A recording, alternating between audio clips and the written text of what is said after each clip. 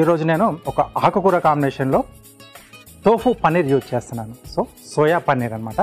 Soya paneer గోంగూర పులావ్. మరి దీనికి కావాల్సిన పదార్థాలు ఏంటో ఇప్పుడు చూసేద్దాం.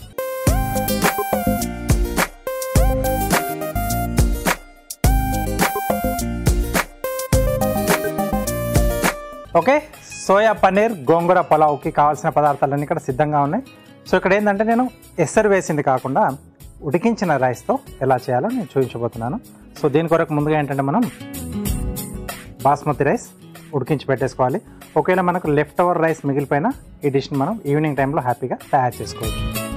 అలాగే ఇక్కడ గోంగూరని కొద్దిగా ఉడికిచ్చేసి పేస్ట్లా నేను చేసుకున్నాను. సో దట్ ఏంటంటే మనకు మొత్తం రైస్ కూడా ఒక మంచి కలర్ వస్తుంది, అలాగే మొత్తం కోటింగ్ లాగా కూడా వచ్చేస్తుంది అనమాట మనకి. సో పేస్ట్ ఇది గోంగూర పేస్ట్. సో ప్రాసెస్ అనేది స్టార్ట్ చేసేసుకుందాం. సో పిల్లలకి కొంచెం ప్రోటీన్ ఫుడ్ పెట్టాలి అనుకున్నప్పుడు టోఫు పన్నీర్, అదే సోయా పన్నీర్ చాలా బెస్ట్. సో మామూలు పన్నీర్తో పోలిస్తే కూడా ఇది కొంచెం కాస్ట్ పరంగా కూడా తక్కువ, బట్ వాల్యూస్ చాలా ఎక్కువగా ఉంటాయి దీంట్లో. సో వీలైనంత ఎక్కువగా మీరు మామూలు పన్నీర్కి బదులుగా ఈ సోయా పన్నీర్ వాడితే ఇంట్లో అందరికి కూడా చాలా మంచిది. ఆయిల్ వేసేసుకుందాం.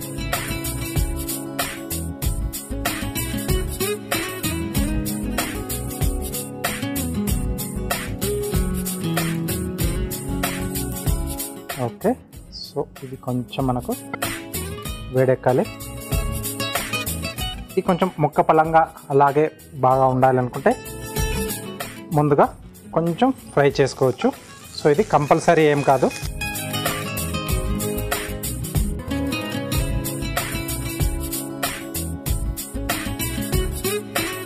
సో ముక్క అనేది మనకు ఇలా మెదిపోకుండా అంటే నలిగిపోకుండా కొంచెం బాండింగ్ టైప్లో అవుతుంది అన్నమాట. కొద్దిగా నూనెలో వేయించుకుంటే, ఎక్కువగా కాదు, కొద్దిగా లైట్ అనమాట. అన్ని వైపులో కొంచెం గోడలకు అంచులో ఉంటాయి కదా, సో అవి గట్టి పడిపోయి మనకి ముక్క మనం తినేటప్పుడు బాగుంటుంది. కర్రీలో వేసుకున్నా, రైస్లో వేసుకున్నా.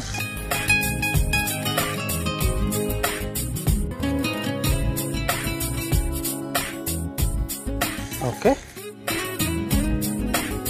ఎక్కువగా రంగు మాలాల్సిన అవసరం లేదు.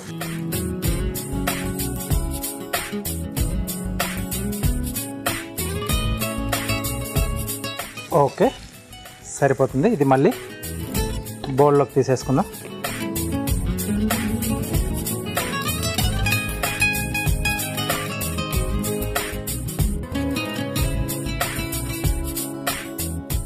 ఓకే,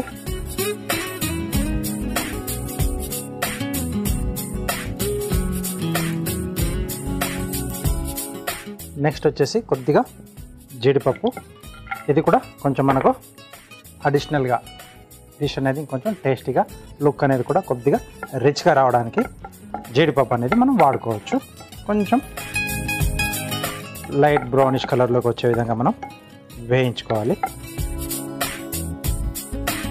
ఇది పైన గార్నిష్లా కానీ లేకపోతే మనం డిష్తో పాటు కూడా కలిపేసుకున్నాం. మధ్య మధ్యలో కూడా జీడిపప్పు, అది కొంచెం వేయించిన జీడిపప్పు అయితే ఇంకా సూపర్గా టేస్ట్ ఉంది కాబట్టి నేను కొంచెం వేయిస్తున్నాను. రెండు రకాలుగా వాడుకోవచ్చు. ఒకటి పైన గార్నిష్ లాగా వాడుకోవచ్చు, లేదా మనం డిష్లో కూడా యాడ్ చేసేసి ఇచ్చేసుకోవచ్చు. ఓకే, కొంచెం లైట్ ఆ కలర్ అనేది మారుతున్నప్పుడే తీసేసుకోవాలి.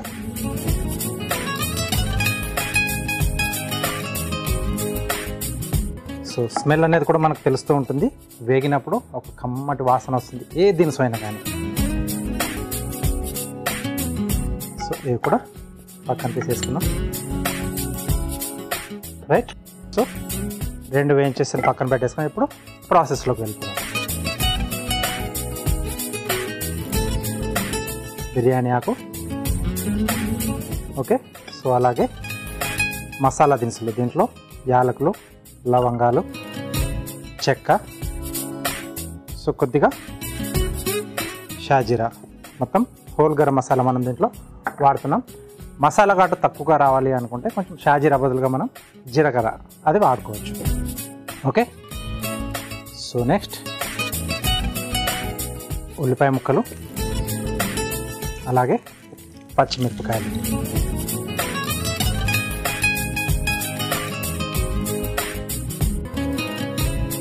సో ఇవి కొంచెం మనకు వేగాలి.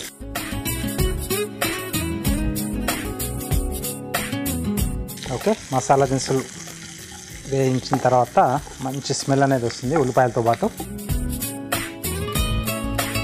ఆ పక్కిళ్ళలో అందరికీ కూడా తెలిసిపోతుంది అనమాట. మసాలా దినుసులు ఒకటి వేయగానే ఆ స్మెల్ అనేది బయటికి వెళ్ళిపోతుంది. సో అందరికి తెలిసిపోతుంది ఇంట్లో ఏదో స్పెషల్గా ఈరోజు ఫుడ్ రెడీ అయిపోతుంది. సో దీంతోనే పాటుగా కొద్దిగా ఇంకొంచెం అడిషనల్ ఫ్లేవర్ కొరకు కొద్దిగా కసూరి మేతి కూడా. ఓకే,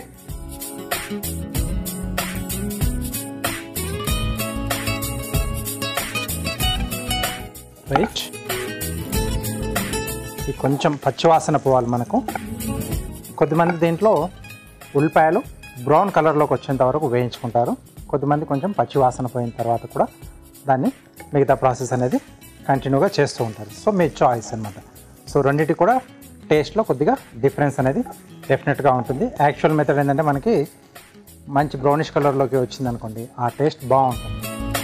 సో ఇక్కడ ఆకుకూర కాంబినేషన్ కదా, సో ఉల్లిపాయలు నేను కొంచెం ఆ పచ్చి వాసన పోయేంత వరకే వేయించుకుంటున్నాను. మనం గోంగూర కాంబినేషన్లో పచ్చళ్ళు చేసుకుని ఏం చేసుకున్న పచ్చి ఉల్లిపాయ కూడా దాంట్లో యాడ్ చేస్తాం కదా, సో ఆ టేస్ట్ అనేది దీంట్లో నేను పెట్టుకోవడానికి కొంచెం బ్రౌన్ కలర్లోకి రానివ్వట్లేదు. ఓకే, సో నెక్స్ట్ అల్లం వెల్లుల్లి పేస్ట్. సో పొలాల్లోకి ఇది మనకు కంపల్సరీ, ఎప్పుడు చెప్తుంటాను కదా, కొంచెం ఫ్రెష్గా అప్పటికప్పుడు నూరుకుంటే టేస్ట్ అనేది బాగుంటుంది.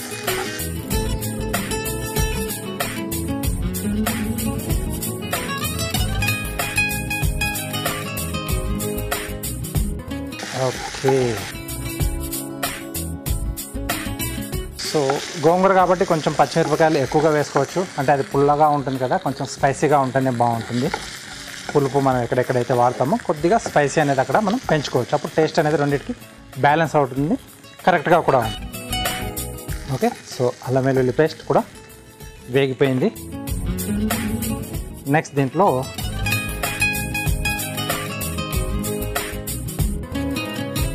గోంగూర పేస్ట్, ఉడికించిన గోంగూర మెత్తగా మిక్సీ పట్టేసాం.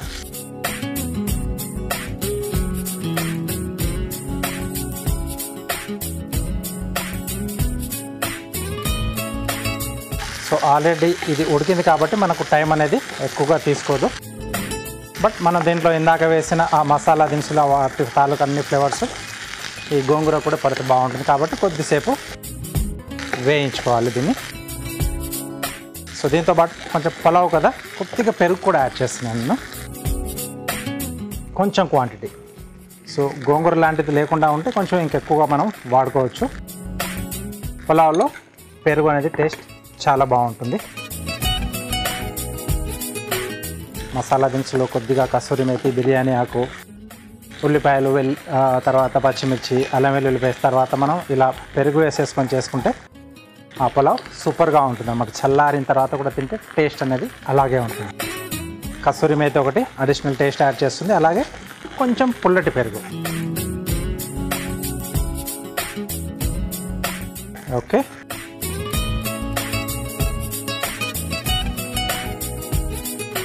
నెక్స్ట్ దీంట్లో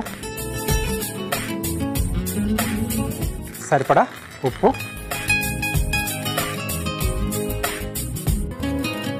సో రైస్ క్వాంటిటీకి అలాగే గోంగూరకి సరిపడా ఉప్పు ఇక్కడ వేసుకుంటున్నాం. కొంచెం కొత్తిమీర, అలాగే కొద్దిగా గరం మసాలా పొడి. మరీ ఎక్కువగా వేసుకోకూడదు, ఎందుకంటే మనం ఆల్రెడీ మసాలా దినుసులు కూడా దీంట్లో యాడ్ చేసాం కదా. కొంచెం ఆ గోంగూర దానికి తగ్గట్టుగా మనం కొద్దిగా పొడి.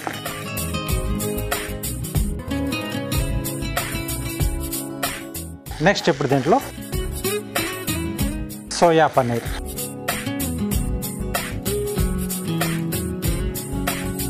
మనం ముందుగా వేయించి పెట్టేసుకున్నాం కదా సోయా పన్నీర్, దీంట్లో వేస్తున్నాం. దీంట్లో కొంచెం మగ్గించుకుంటే ఏంటంటే మనకు ఆ సోయా పన్నీర్ కూడా దీంట్లో వేసిన అన్ని ఫ్లేవర్స్ బాగా పట్టేసి ఆ ముక్క తినేటప్పుడు టేస్టీగా ఉంటుంది.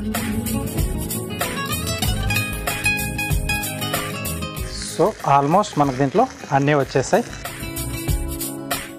లాస్ట్లో మనం ముందుగా ఉడికిచ్చేసుకున్న బాస్మతి రైస్ యాడ్ చేసేసుకుందాం.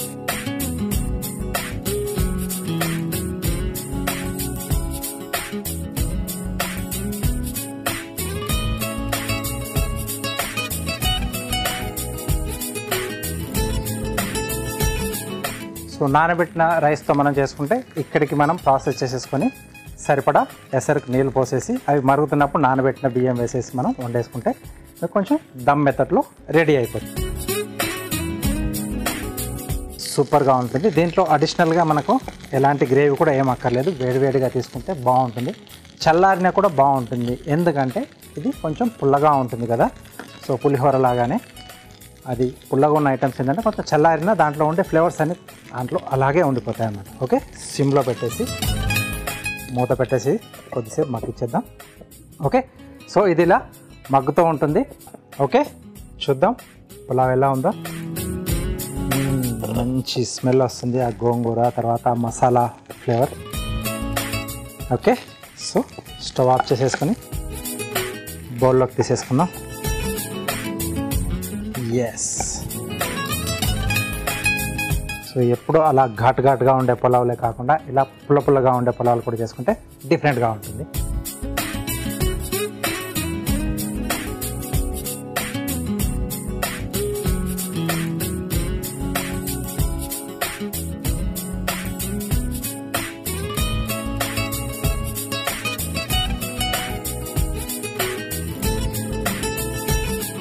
ఓకే, సో పైన కొద్దిగా మనం ముందుగా వేయించి పెట్టేసుకున్న జీడిపప్పు,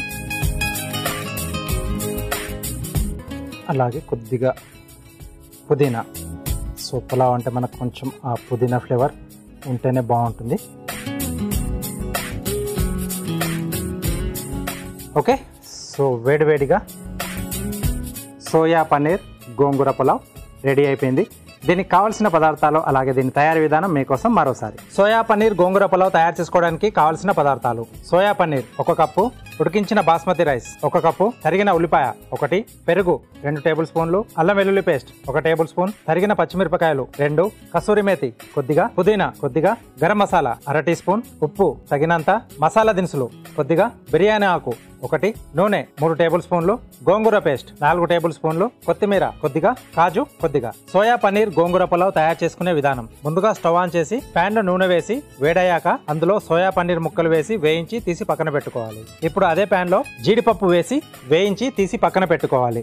అదే ప్యాన్ లో బిర్యానీ ఆకు, హోల్ గరం మసాలా, ఉల్లిపాయ ముక్కలు, పచ్చిమిరపకాయలు, కసూరి మేతి, అల్లం వెల్లుల్లి పేస్ట్ వేసి వేగాక అందులో గోంగూర పేస్ట్, పెరుగు, సరిపడా ఉప్పు, కొత్తిమీర, గరం మసాలా, వేయించుకున్న సోయా పన్నీర్ వేసి కలిపి మగ్గించుకోవాలి. చివరగా ఉడికించిన బాస్మతి రైస్ వేసి కలిపి కొద్దిసేపు మగ్గించుకొని సర్వింగ్ బౌల్లోకి తీసుకొని పైనుంచి వేయించిన జీడిపప్పు, పుదీనాతో గార్నిష్ చేసి సర్వ్ చేసుకుంటే సోయా పన్నీర్ గోంగూర పులావ్ రెడీ.